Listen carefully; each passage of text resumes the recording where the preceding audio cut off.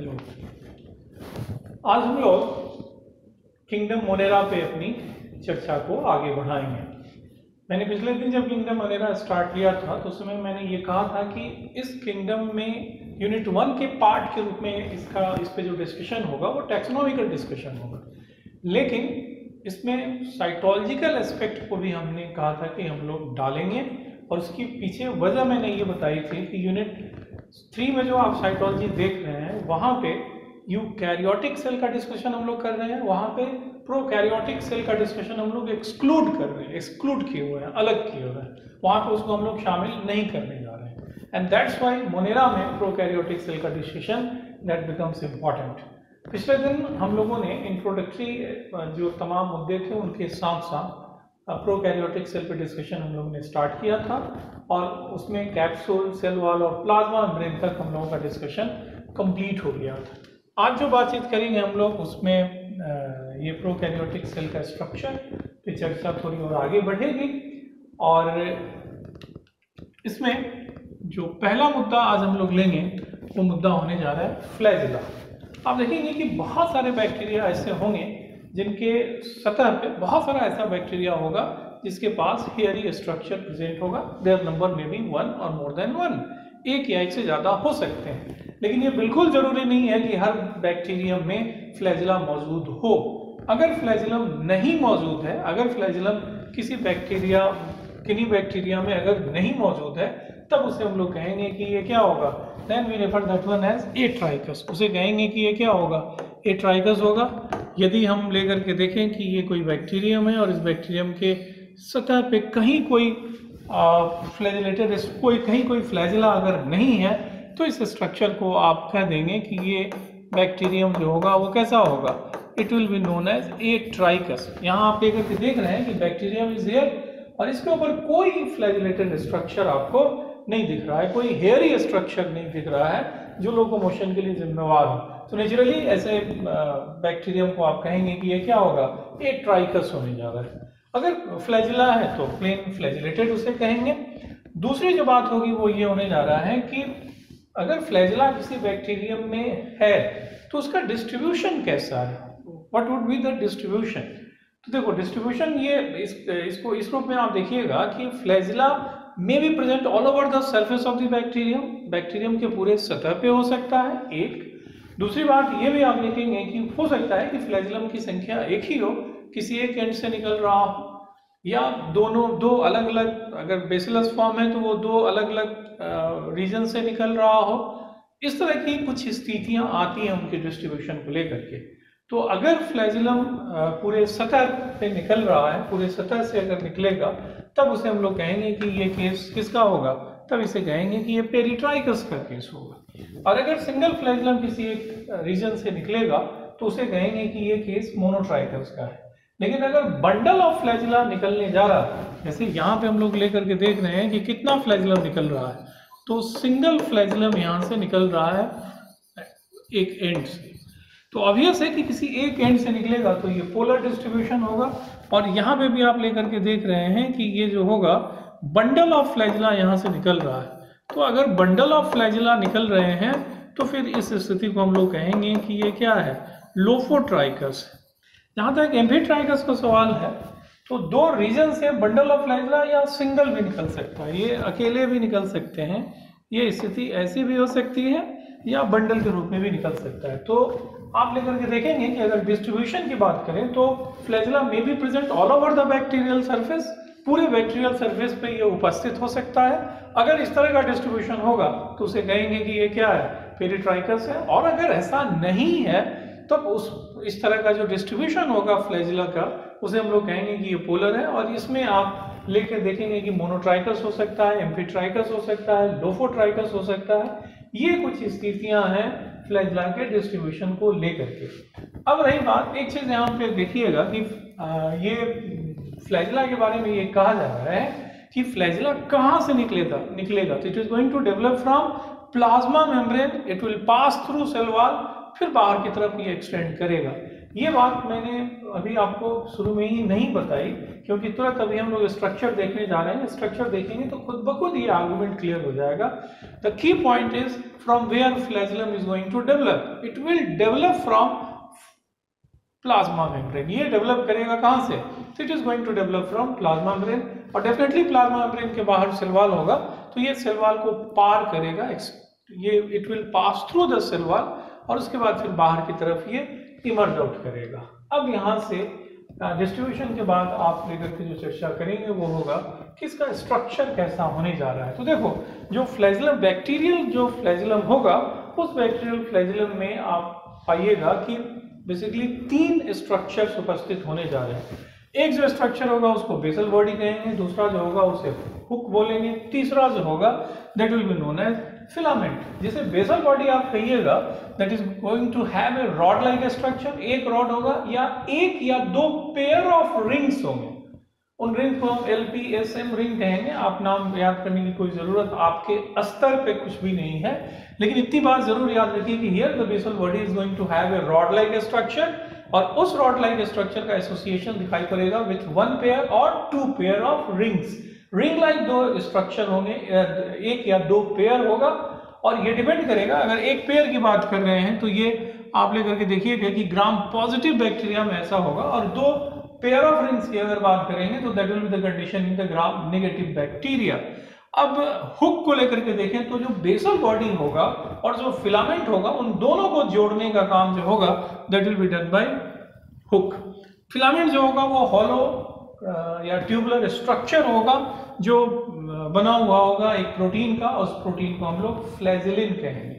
ये तो स्ट्रक्चर हमने डिस्कस किया, तुरंत मैं इसका डायग्राम ड्रॉ करके फिर इसको समझा रहा हूं। लेकिन यहाँ पे एक पॉइंट मैं बहुत स्पष्ट करना चाहूंगा कि अगर यूकैरियोटिक सेल के फ्लैजेला के साथ प्रोकैरियोटिक सेल के फ्लैजेला को लेकर के देखेंगे तो फंडामेंटल लेवल पे there will be many differences between them. उन दोनों के बीच में बहुत जबरदस्त आपको डिफरेंसेस दिखाई पड़ेंगे।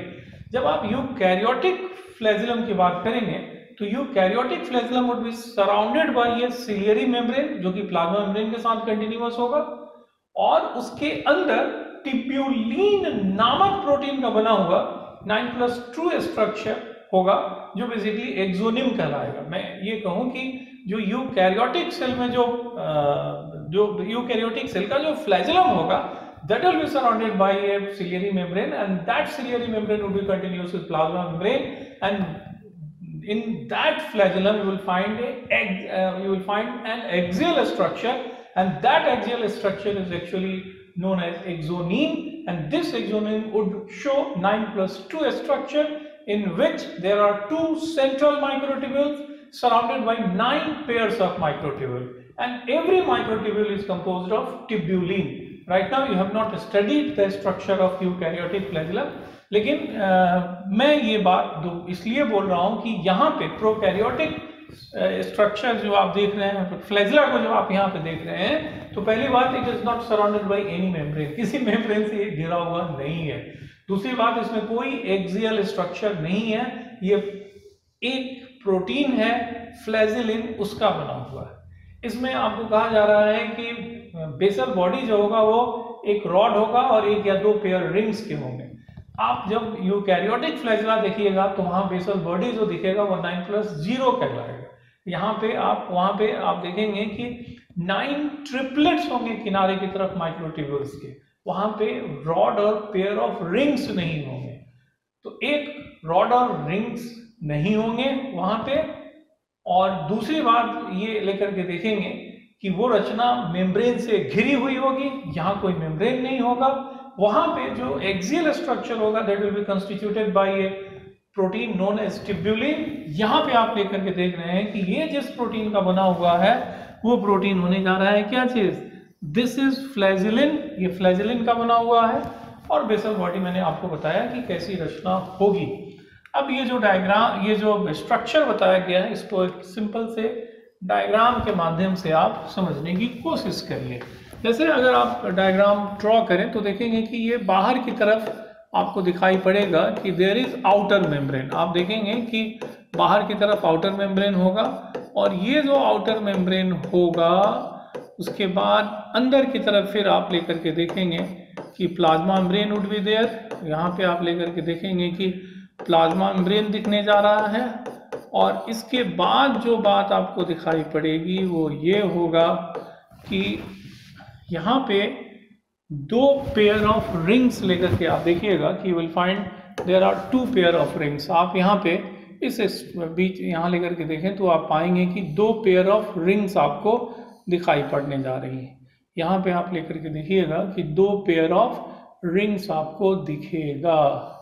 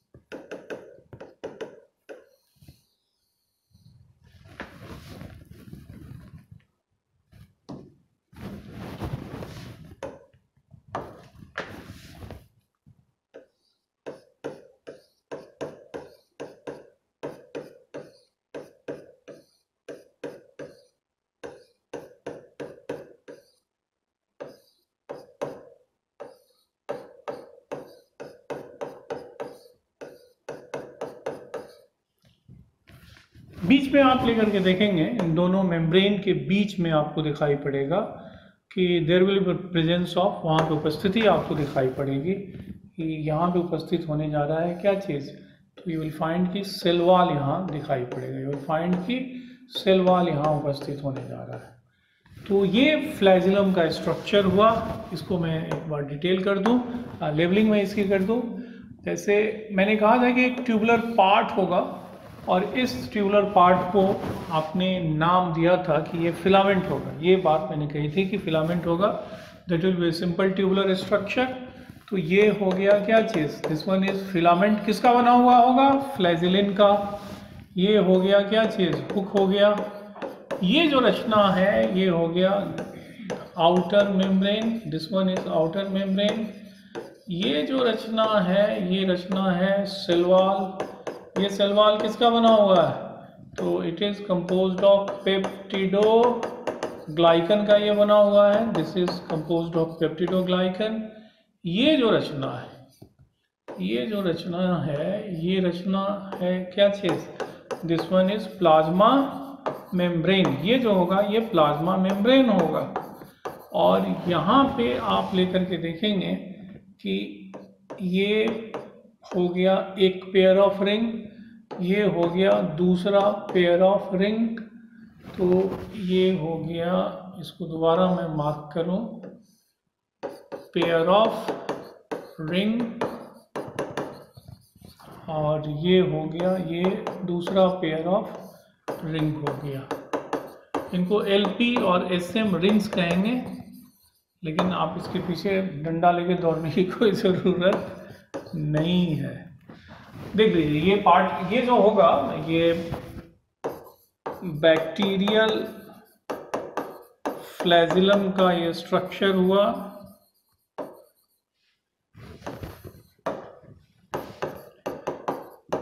ग्राम निगेटिव बैक्टीरियम में, ग्राम निगेटिव बैक्टीरियम में ये आपको दिख रहा है। मैं फिर रिपीट करूं कि जो फ्लैजिलम होगा उस फ्लैजिलम में एक जो पार्ट होगा ये पार्ट कहलाएगा कि ये क्या है, बेसल बॉडी है। And what basal body is going to have, basal body में क्या दिखता है, तो बेसल बॉडी में एक रॉड आपको दिखाई पड़ेगा, this type of rod would be there. इस तरह का एक रॉड वहां पे आपको दिख रहा है।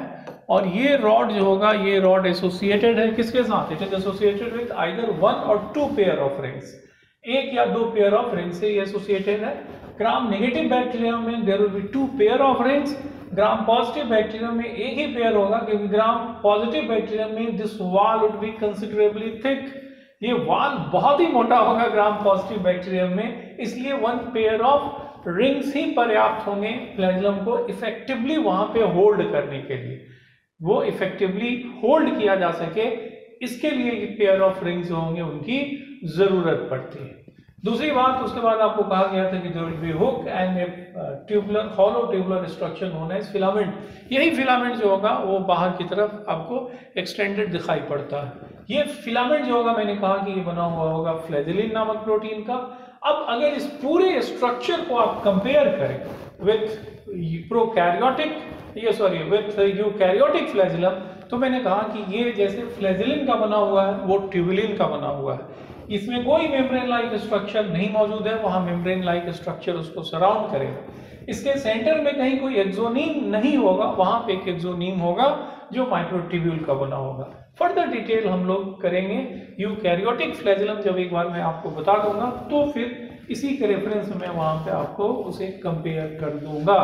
लेकिन तब तक इतनी बार कोशिश कीजिए कि आपके ग्रे मैटर में आ जाए। अब यहाँ से दूसरा एक प्रोजेक्शन होगा, उस पर आप बातचीत करेंगे और ये होने जा रहा है पाइलस। पाइलस का प्लूरल पाइलाई हो गया। ये ट्यूबुलर अपेंडेज है जो ग्राम नेगेटिव बैक्टीरिया में दिखाई पड़ेंगे। There will be tubular structures which will be observed in gram negative bacteria and they too originate in plasma membrane। ये plasma membrane में originate करेंगे और ये भी they too would extend through the wall। अब इनको देखोगे कि ये एक और इसी तरह का हेयरी प्रोजेक्शन होगा, फिम्ब्री बोलते हैं, उससे ये बड़ी रचना होगी, लेकिन इनकी संख्या पर सेल एक ही होने जा रही है। ये बड़े होंगे फिम्ब्री से और इनकी संख्या भी एक होने जा रही है। दूसरी बात ये होंगे कैसे, तो हॉलो ट्यूबुलर स्ट्रक्चर होंगे और ये एक प्रोटीन के बने होंगे जिस प्रोटीन को हम लोग पाइलिन बोलेंगे। क्या काम करेगा, तो देखो जो पाइलस होगा बेसिकली ये जो होगा दूसरे बैक्टीरियम के साथ कांटेक्ट एस्टेब्लिश करेगा और at the point of contact वो जो होगा जो दूसरा बैक्टीरियल सेल होगा वहां पे वो उस हिस्से को डिसॉल्व करके वो हिस्सा वहां से गायब होगा और दोनों के बीच में एक ट्यूबुलर कनेक्शन जो होगा दैट विल बी एस्टैब्लिश्ड। इसको आप सिंपल पहले देख लीजिए तो मुझे कम्युनिकेट करना आसान होगा। जैसे अगर ये कोई बैक्टीरियम है तो इस बैक्टीरियम का ये जो होगा it will B A sex pilus. इसको हम कहेंगे कि ये क्या है, this one is the pilus. और ये सपोज एक दूसरा बैक्टीरियम है, तो इस पाइलस की मदद से ये दूसरे बैक्टीरियम के साथ क्या करेगा, कांटेक्ट एस्टेब्लिश करेगा। और जब ये इसके संपर्क में आएगा तो संपर्क में आने के बाद कुछ ही समय के बाद ये जो ट्यूबुलर स्ट्रक्चर होगा ये ट्यूबुलर स्ट्रक्चर बदल जाएगा। ये जो सेक्स पाइलस होगा it will be converted into conjugation tube. ये बदल जाएगा किसमें, कंजुगेशन ट्यूब में। और कंजुगेशन ट्यूब के माध्यम से आप देखिएगा कि जेनेटिक मटेरियल का ट्रांसफर होगा। आप पढ़ेंगे कंजुगेशन, इसी चैप्टर में आपको बताया जाएगा। तो यहाँ पे मैं जो पॉइंट निकालने की कोशिश कर रहा हूँ वो ये है कि पाइलस जो होगा, पहले इसको देखो, पहले फिम्ब्री और पाइलस को एक ही साथ रखते थे और वहाँ पे इस तरह का जो कंजुगेशन ट्यूब बनाने वाला प्रोजेक्शन जो था उसको सेक्स पाइलस कहा जाता था। लेकिन अब डिस्टिंक्शन हैज बीन मेड। इसको जो अभी जो आप देख रहे हैं जो रचना कंजुगेशन ट्यूब के रूप में विकसित होगी उस रचना को हम लोग कहने जा रहे हैं कि ये पाइलस होगा। पाइलस की मदद से ये दूसरे बैक्टीरियम जिसके पास पाइलस नहीं होगा उसके साथ ये कांटेक्ट एस्टेब्लिश करेगा और कांटेक्ट एस्टेब्लिश करने के बाद ये जो इसका प्रोजेक्शन होगा that will be converted into conjugation tube and through the conjugation tube अगर यहाँ पे कोई प्लाज्मिड या जेनेटिक मटेरियल का कोई हिस्सा जो होगा वो हिस्सा इसके माध्यम से बड़े आराम से दूसरे सेल तक ट्रांसफर होगा, जिस क्रिया को हम लोग कंजुगेशन का नाम देंगे। तो राइट नाउ पाइलस के बारे में इतनी बात है, आप याद रखिए। ग्राम नेगेटिव बैक्टीरिया में पाया जाने वाला ये स्ट्रक्चर होगा, प्लाज्मा मेम्ब्रेन में डेवलप करेगा, सेल वॉल थ्रू एक्सटेंड करेगा। उसके साथ मैंने कहा कि ये पाइलिन की बनी हुई हॉलो रचना होने जा रही है। संख्या एक होगी, फिम्ब्री की तुलना में बड़ा होगा। एंड रोल की बात अगर करें तो फिर मैं तीसरी बार बता रहा हूं कि it would be responsible for formation of conjugation tube and with the help of conjugation tube A gene transfer would be observed, would be accomplished। और ये जो जीन ट्रांसफर होगा उसको हम लोग कहेंगे कि ये क्या है, we refer that one as conjugation. उस पर विस्तार से बातचीत आप इसी चैप्टर में आगे करेंगे। अब फिम्ब्री की बात हमने अभी आपसे की थी, तो फिम्ब्री को भी आप लेकर के देखिएगा कि they are hair like appendices और ये छोटे होंगे, थोड़ा स्ट्रेट होंगे और इनकी संख्या ज़्यादा होगी और फ्लैजेला की तुलना में ये थिनर भी होने जा रहे हैं। और ऑब्वियस है कि मैंने शुरू में कहा कि संख्या इनकी ज़्यादा होगी और ये ग्राम नेगेटिव बैक्टीरिया में दिखाई पड़ेंगे। ये भी बने हुए होंगे पाइलिन के, जैसे पाइलस बना था पाइलिन का, ये भी बना होगा पाइलिन का। और इसमें ये जो पाइलिन होगा that will B coiled around a central axis. Central axis के चारों तरफ ये कॉइल्ड होने जा रहे हैं और इनकी संख्या वेरी करेगी सेल वाइज, सैकड़ों इनकी संख्या हो सकती है। किसी दूसरे सतह से बैक्टीरियम को चिपकने में ये मदद करेगा। किसी सतह से अगर बैक्टीरियम को चिपकना है तो एक तरह से उसको वहां पे वो चिपकाने में मदद करेगा। ये एक स्ट्रक्चर के रूप में काम करेगा which would be responsible for adherence of the bacterium on a particular type of surface. किसी पार्टिकुलर चीज के साथ अटैचमेंट होगी, किसी दूसरे सतह अदर सरफेस के साथ इसके अटैचमेंट एडहेरेंस के लिए ये रचना जिम्मेवार होने जा रही है। अब यहाँ से आप बात करेंगे साइटोप्लाज्म पे। तो मैंने अभी तक बैक्टीरियल सेल को ड्रॉ नहीं किया है, अभी भी मैं बैक्टीरियल सेल की डिटेल नहीं ड्रॉ कर रहा हूँ, इसको पूरे फॉर्म पे नहीं बना रहा हूँ, लेकिन एटलीस्ट आउटलाइन को मैं अब इस डायग्राम के माध्यम से क्लियर करने की कोशिश कर रहा हूँ। अगर आप लेकर के देखें इस रचना को तो इसमें आप देखिएगा कि ये अगर इसे मैं मानूं कि ये प्लाज्मा मेम्ब्रेन है तो इसके बाहर एक आपको वाल दिखाई पड़ेगा, विल फाइंड ए वाल। और ये जो वाल होगा इस वाल को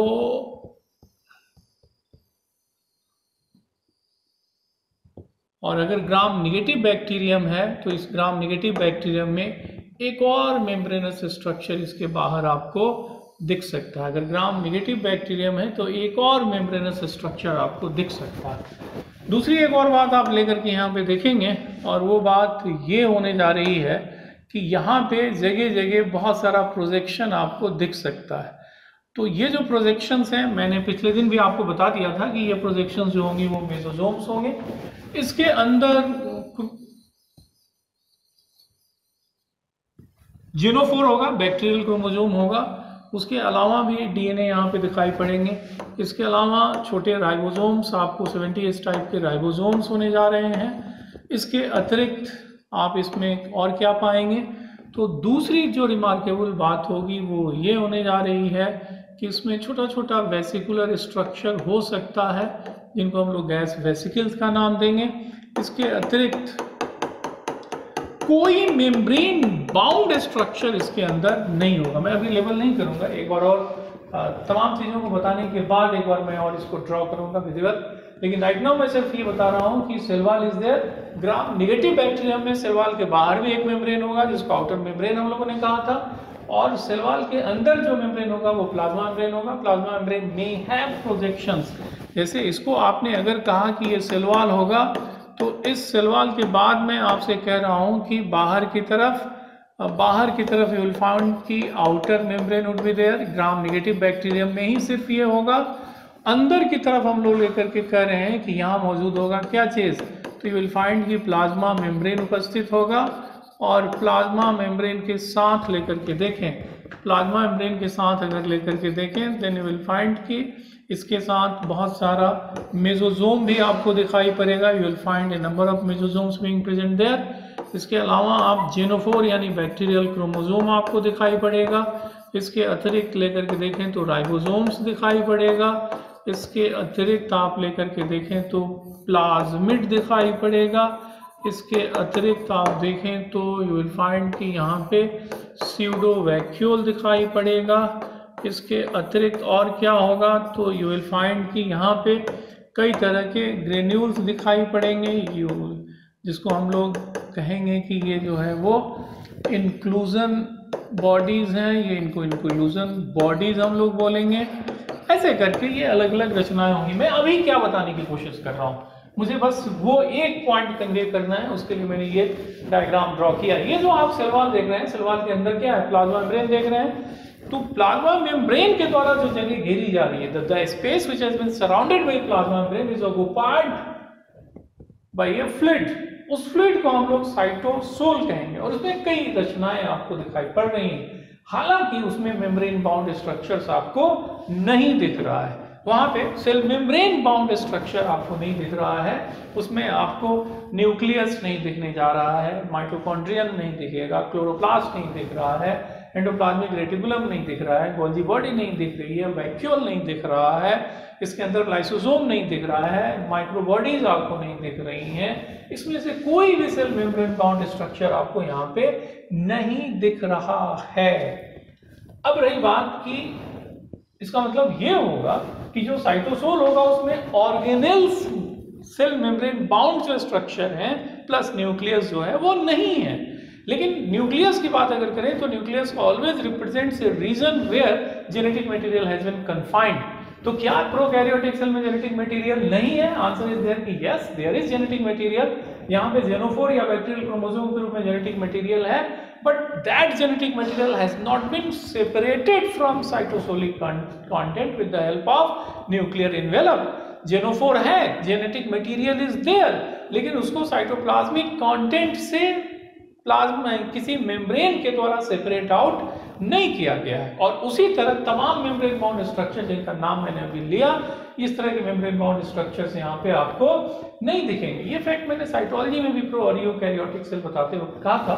हालांकि मैंने ये बात कही थी और अभी भी वही बात मैं रिपीट कर रहा हूँ कि पहले हम लोग यूकैरियोटिक सेल को फिनिश ऑफ कर दें, इन द मीन टाइम ये प्रोकैरियोटिक सेल भी खत्म हो जाएगा। उसके बाद पॉइंट दर पॉइंट हम लोग बहुत सारे बिंदुओं पे इन दोनों सेल को एक दूसरे से अलग करेंगे फंडामेंटल लेवल पे, लेकिन एक बिंदु के आधार पर इनको हम लोग सेपरेट आउट करने जा रहे हैं, एंड दैट इज प्रेजेंस और absence of cell membrane bound structure within the cell.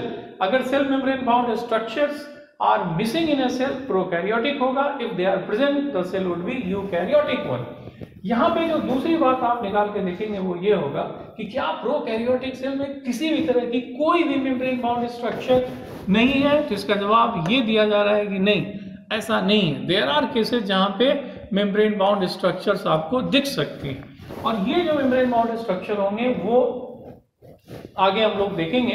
क्लोरोसोम होगा, कार्बोक्सीसोम होगा और स्यूडोवैक्यूल होने जा रहे हैं। लेकिन ये सेल मेम्ब्रेन बाउंड स्ट्रक्चर नहीं है। इनको हम लोग कहेंगे कि ये मेम्ब्रेन बाउंड स्ट्रक्चर है, but they are not representing the typical biological membrane.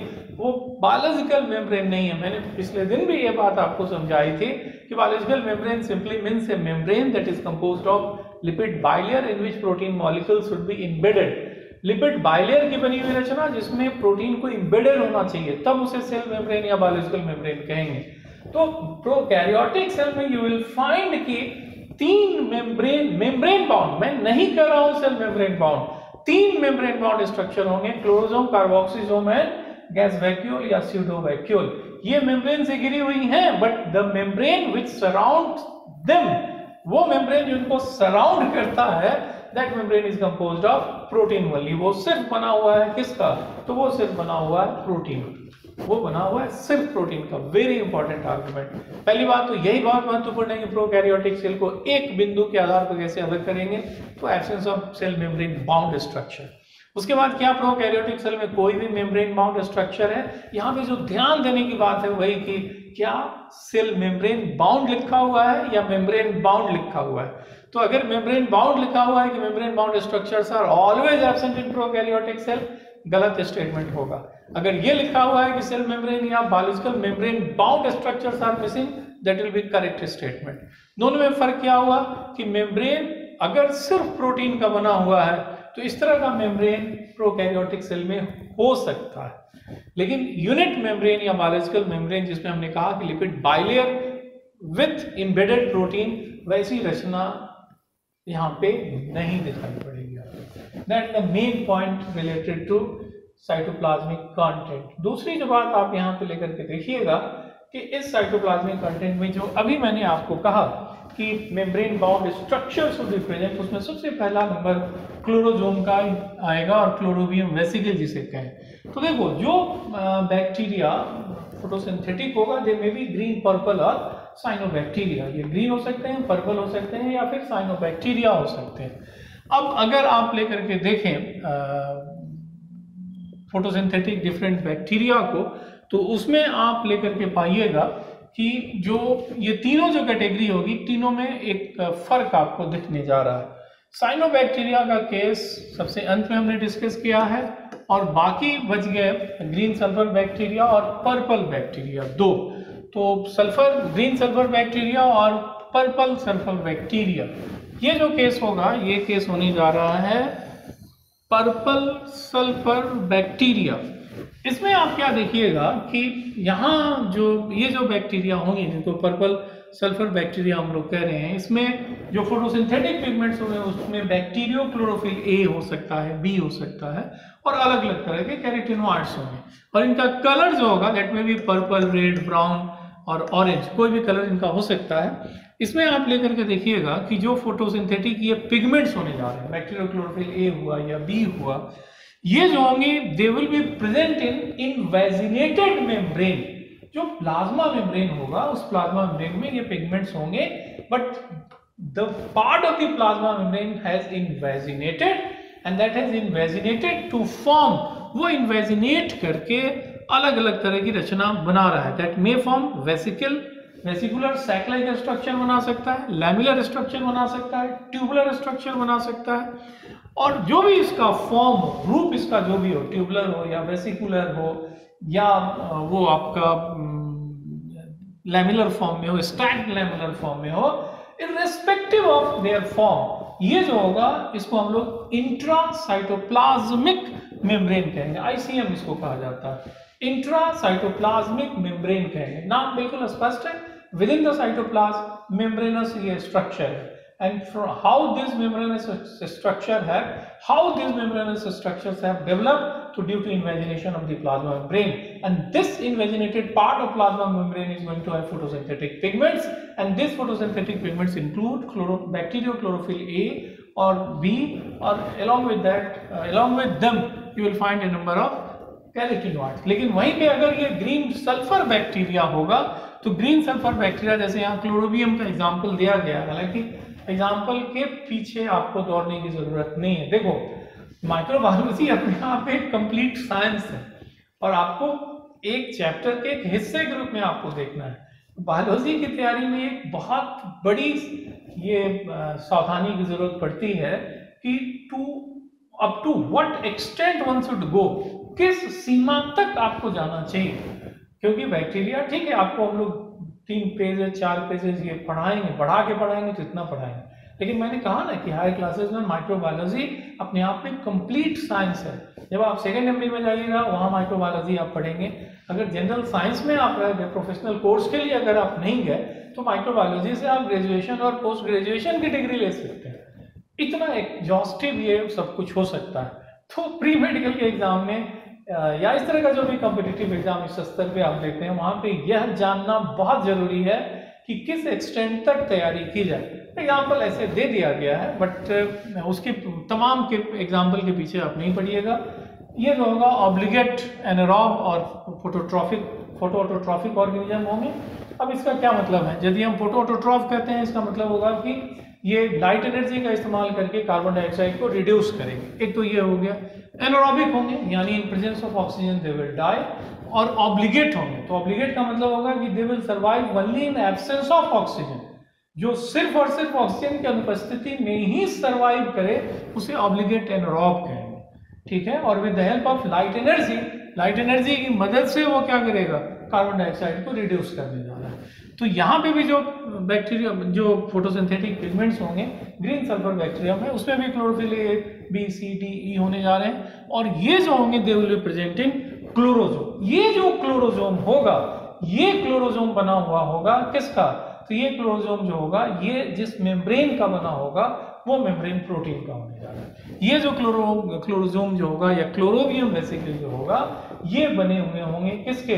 तो they will B composed of, ये बने हुए होंगे किसके? तो ये बने होंगे प्रोटीन के। वहीं पे अगर आप साइनोबैक्टीरिया को लेकर के देखेंगे तो साइनोबैक्टीरिया में आपको फोटोसिंथेटिक लैमिली दिखाई पड़ेगा, और उस फोटोसिंथेटिक लैमिली में फोटोसिंथेटिक पिगमेंट्स होंगे, और लैमिली के बीच में आप लेकर के देखिएगा कि वाटर सॉल्युबल पिगमेंट होने जा रहे हैं। आगे जब साइनोबैक्टीरिया हम लोग देखेंगे तो इस एंगल को हम लोग थोड़ा सा एक्सपेंड करेंगे। एक बार और मैं बता दूं आपको कि ये जो हम लोग देख रहे हैं, जिसे हम लोग कह रहे हैं कि ये पर्पल ये जो होगा जिसे मैं नाम दे रहा हूँ पर्पल सल्फर बैक्टीरिया। तो पर्पल सल्फर बैक्टीरिया में आप देखिएगा कि इंट्रासाइटोप्लाज्मिक मेम्ब्रेन होगा, और ये इंट्रासाइटोप्लाज्मिक मेम्ब्रेन जो होगा वो प्लाज्मा मेम्ब्रेन के इन्वेजिनेशन से आएगा। तो प्लाज्मा मेम्ब्रेन के इन्वेजिनेशन से आएगा, ये मैं बार बार क्यों कह रहा हूँ, तो इसका मतलब होगा कि ये प्लाज्मा मेम्ब्रेन की तरह का स्ट्रक्चर दिखाएगा, लिपिड बाइलेयर होगा और प्रोटीन एम्बेडेड होगा। तो क्या इसे हम क्लोरोप्लास्ट कहें? आंसर होगा नहीं। क्यों नहीं कहेंगे? क्योंकि क्लोरोप्लास्ट तब कहते जब ये रचना जो बनी है, इस रचना को दो सेल मेम्ब्रेन सराउंड करता, तब उसे क्लोरोप्लास्ट कहते। तो इन्हें हम लोग इंट्रासाइटोप्लाज्मिक लैमेले ही कहते हैं। और अगर ग्रीन सल्फर बैक्टीरिया की बात करें तो उनके बारे में मैंने आपसे ये कहा, ग्रीन सल्फर बैक्टीरिया के बारे में मैंने ये बात आपसे कही कि यहाँ पे क्लोरोबियम या क्लोरोबियम वेसिकल्स या फिर क्लोरोजोम्स दिखाई पड़ेंगे, लेकिन ये जो स्ट्रक्चर होगा, ये स्ट्रक्चर जो है, इस तरह का जो स्ट्रक्चर होगा, इसका मेम्ब्रेन बना हुआ होगा किसका? तो it will B composed of protein only. और साइनोबैक्टीरिया के केस में आप लेकर के देखें, अगर ये कोई सेल है तो इस सेल में ये जैसे अगर मान लें कि ये वाल है, तो इसके अंदर आप लेकर के देखेंगे, इसके अंदर आप लेकर के देखिएगा कि यू विल फाइंड कि यहाँ पे उपस्थित होने जा रहा है, हियर यू विल फाइंड की उपस्थिति होगी किसकी?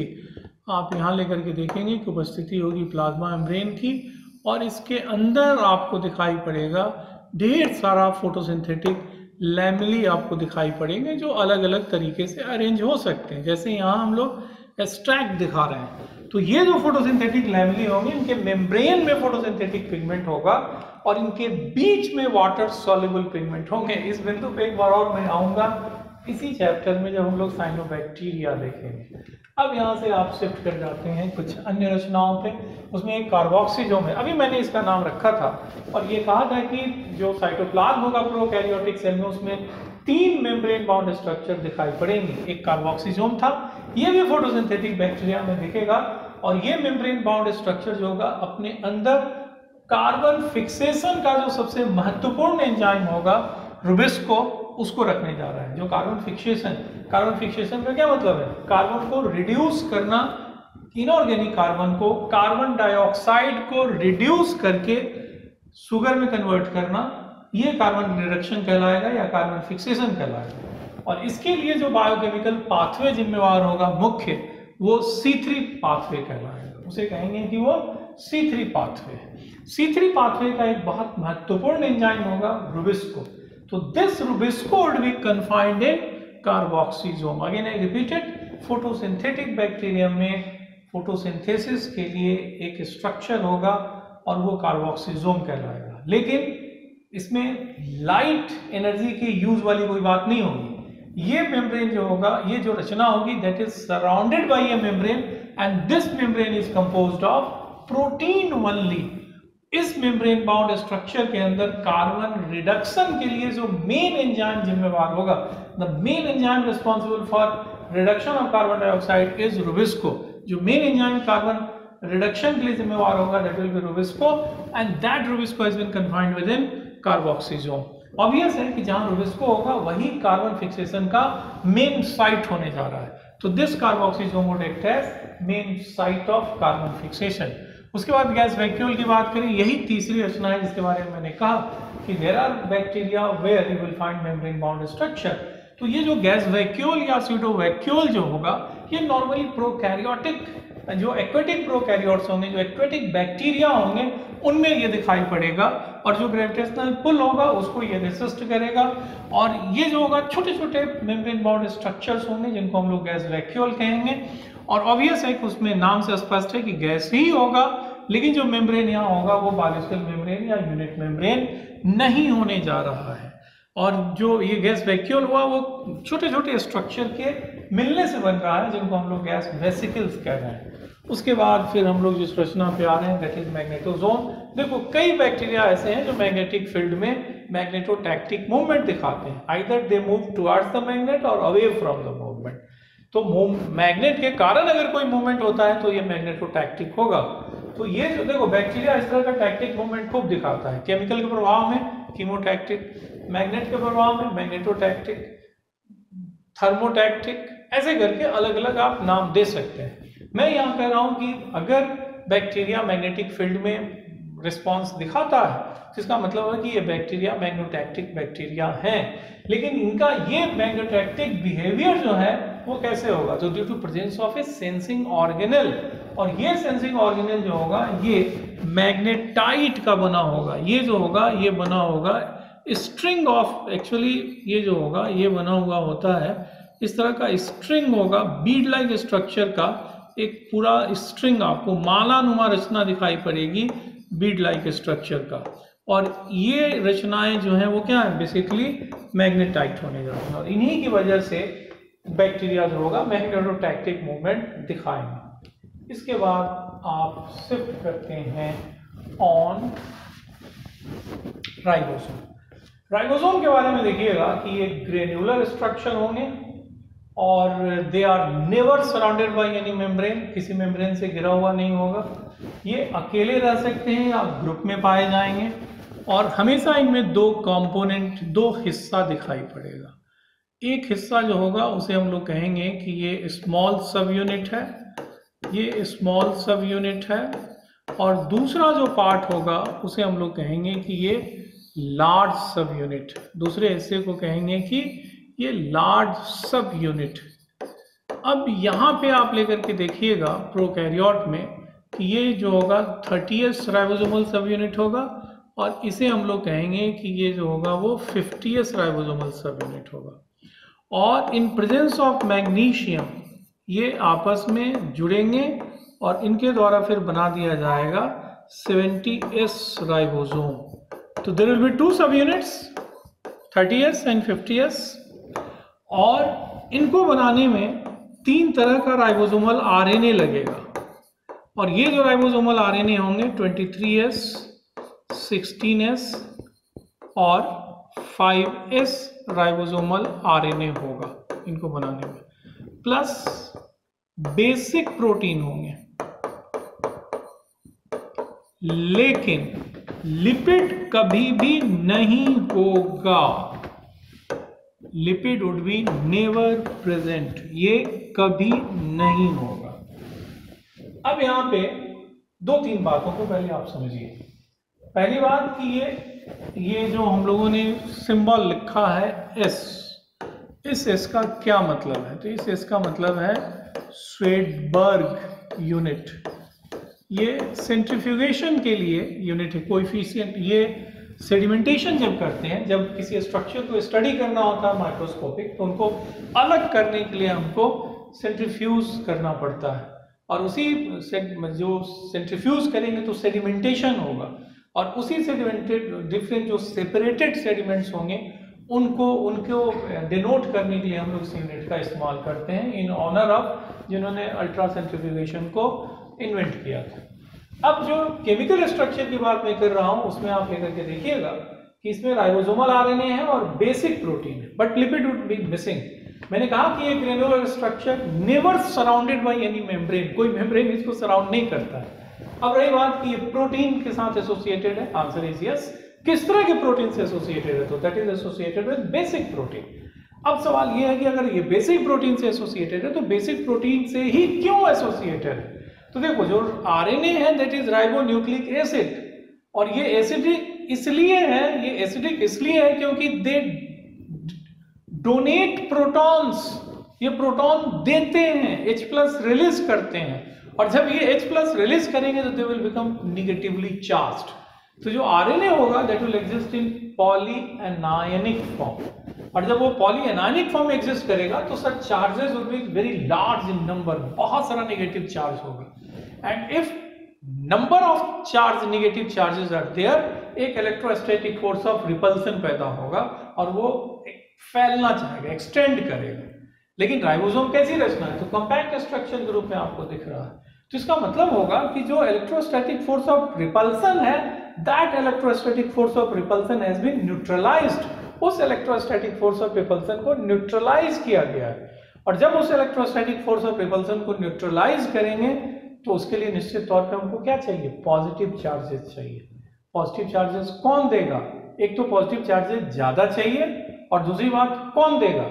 तो अगर एसिड प्रोटॉन डोनर्स हैं तो बेस क्या होगा, प्रोटॉन एक्सेप्टर होगा। प्रोटॉन देने के बाद अगर निगेटिव चार्ज आ रहा है तो प्रोटॉन लेने के बाद पॉजिटिव चार्जेस आएंगे। तो ये जो आरएनए है they will associate with basic protein, क्योंकि आरएनए पॉलीएनायनिक फॉर्म में है और basic protein would exist in polycationic form. क्योंकि basic proteins are rich in basic amino acids और बेसिक अमाइनो एसिड्स के पास ऐसे ग्रुप होंगे which will serve as proton acceptor. तो जब वो प्रोटॉन एक्सेप्टर के रूप में काम करेंगे तो definitely they will become positively charged, और अगर इस तरह से ढेर सारा पॉजिटिव चार्ज वहां डेवलप किया तो they will very effectively neutralize the negative charges of the RNA. लेकिन क्या वो सारे नेगेटिव चार्जेस को न्यूट्रलाइज करेगा? आंसर होगा कि नहीं, ऐसा वो नहीं करने जा रहा है। दूसरी एक और बात देखेंगे कि राइबोसोम अकेले भी रहेंगे और राइबोसोम ग्रुप में भी रह सकते हैं। ये ग्रुप में रहेंगे तो अगर ग्रुप में रहेंगे तो वो आपस में जुड़ने जा रहे हैं। अगर ये ग्रुप में रहेंगे तो ये इस तरीके से रहने जा रहे हैं और तब इन्हें हम लोग कहेंगे कि ये क्या है, पॉलीजोम है, या फिर उसे कहेंगे कि ये पॉलीराइबोसोम है। पॉलीजोम है या पॉलीराइबोसोम है, और ये जिस थ्रेड लाइक स्ट्रक्चर से जुड़ेंगे उसे कहेंगे कि ये क्या है, मैसेंजर आरएनए है। That will be known as messenger RNA. जो राइबोसोम होगा that will always act as, वो हमेशा एक्ट करेगा किस रूप में, तो that will provide site for protein synthesis. ये प्रोटीन सिंथेसिस की साइट के रूप में काम करने जा रहा है। और अब इसके बाद आप शिफ्ट करेंगे इंक्लूजन बॉडीज पे। इंक्लूजन बॉडीज को आप लेकर के देखिएगा कि बेसिकली बैक्टीरियल सेल बहुत सारा रिजर्व मटेरियल बना सकते हैं। जब वो चीजें उनको प्लेंटी में बहुत ज्यादा मिलती हैं तो उनको वो स्टोर करते हैं, और जब कभी भी डिफिशियंसी होगी तो वो उसको इस्तेमाल करेंगे। तो ये तमाम जो रिजर्व मटेरियल होगा in the cytoplasm of the bacterial cell उसको इंक्लूजन बॉडीज कहेंगे। और ये कभी भी मेम्ब्रेन के द्वारा घिरी हुई रचनाएं नहीं होंगी। इसमें स्टार्च हो सकता है, ग्लाइकोजन ग्रेन्यूल हो सकते हैं, साइनोफाइसिन ग्रेन्यूल हो सकता है, फॉस्फेट ग्रेन्यूल्स हो सकता है। उसी के बारे में यहाँ एक दो स्टेटमेंट दे दिया गया है। इसमें आप लेकर देखिएगा साइनोफाइसिन ग्रेन्यूल जो होगा ये एक इंटरेस्टिंग फैक्ट होगा कि ये दो तरह के एमाइनो एसिड का बना हुआ है। इट इज कंपोज्ड ऑफ दो तरह का एमाइनो एसिड का बना हुआ होगा। ये सिर्फ arginine and aspartic acid, arginine और एस्पार्टिक एसिड के मिलने से ये बना होगा। तो cyanophycin granules are copolymer of arginine and aspartic acid. Very interesting example, volutin granules या मेटाक्रोमेटिन बॉडीज, ये जो होंगे बेसिकली दे हैव पॉलीमेटाफॉस्फेट। ये पॉलीमेटाफॉस्फेट होंगी। वोलेटिन ग्रेन्यूल भी बोलते हैं, मेटाक्रोमेटिन ग्रेन्यूल भी इन्हें हम लोग बोलते हैं।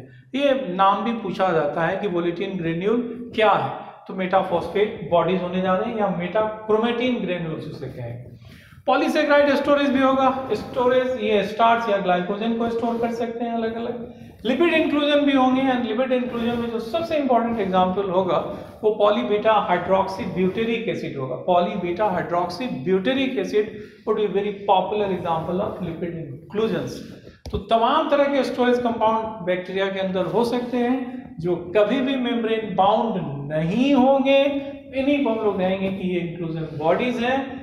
अगर इस तरह का रिजर्व मटेरियल वो रख रहा है तो ऑब्वियस है कि जिन परिस्थितियों में वो है, अगर वहां पे ज्यादा ये चीजें प्लेंटी में अगर चीजें हैं तो उसको वो स्टोर करेगा। जब कभी भी वो डिफिशियंसी उसकी होगी फिर उस जो रिजर्व मटेरियल होगा उसका ये यूज करेगा।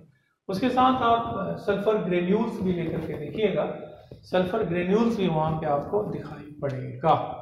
आज की चर्चा यहीं पे मैं विराम दूंगा।